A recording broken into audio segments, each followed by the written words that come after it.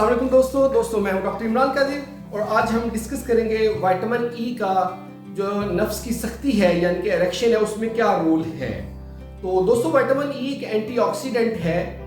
Antioxidant को थोड़ा सा डिस्कस कर लेते हैं। एंटीऑक्सीडेंट वो चीज़ें होती हैं जो बॉडी के अंदर बुढ़ापे को रोकती है, यानी कि जो ऑक्सीडेंट्स हैं वो बॉडी को एजिंग की तरफ लेकर जाते हैं, और एंटीऑक्सीडेंट्स ऐसी चीज़ें होती हैं जो बॉडी में जो ऑक्सीडेंट्स चल रहे होते हैं, यानी कि बुढ़ापे का अमल चल रहा होता है, उसको वो स्लो कर देती हैं, उनको एंटीऑक्सीडेंट कहते हैं। और विटामिन ई एक बहुत अच्छा एंटीऑक्सीडेंट है।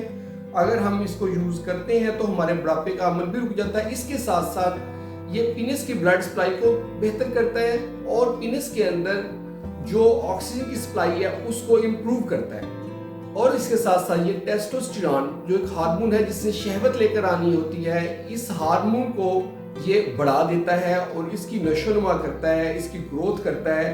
तो ये है विटामिन ई।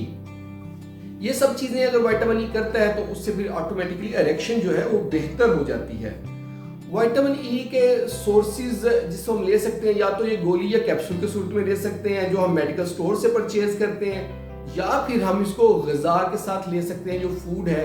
और अभी हम डिस्कस करेंगे यानी कौन कौन सी खुराक है जो हम ले तो विटामिन ई हमें मिलेगा। चलिए दोस्तों शुरू करते हैं। सूरजमुखी के जो बीज है उसमें 100 ग्राम, अगर 100 ग्राम का हम सूरजमुखी बीज लेते हैं तो 35 मिलीग्राम विटामिन ई होता है उसमें।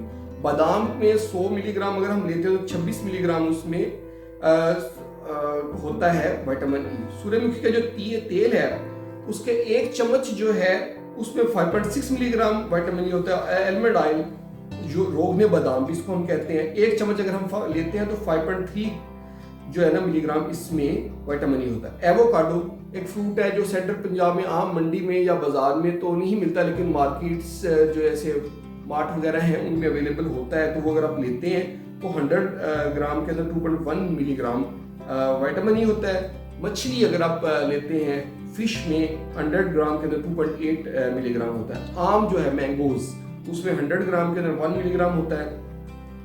अच्छा, इसमें डोज का ये कि इसके कोई साइड इफेक्ट्स तो नहीं है, और मैक्सिमम जो रिकमेंडेड है कि आप 540 मिलीग्राम 540 मिलीग्राम तक का इसको मैक्सिमम ले सकते हैं, लेकिन 600 में भी ये अवेलेबल है, लोग लेते हैं, उसको कोई साइड इफेक्ट नहीं मिले।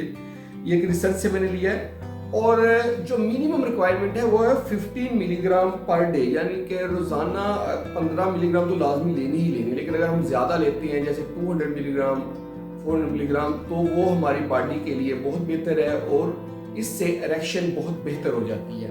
तो ये थी आज की हमारी वीडियो विटामिन ई के ऊपर। होप आपको वीडियो पसंद आई होगी। अगर पसंद आई है तो लाइक कर दें। अगर आप इसको शेयर करना चाहते हैं किसी दोस्तों के साथ ताकि उनका फ़ायदा हो तो ज़रूर शेयर करें, और हमारे चैनल को सब्सक्राइब कर दें ताकि आपको इस तरह की वीडियोस मिलती रहें। बहुत बहुत शुक्रिया।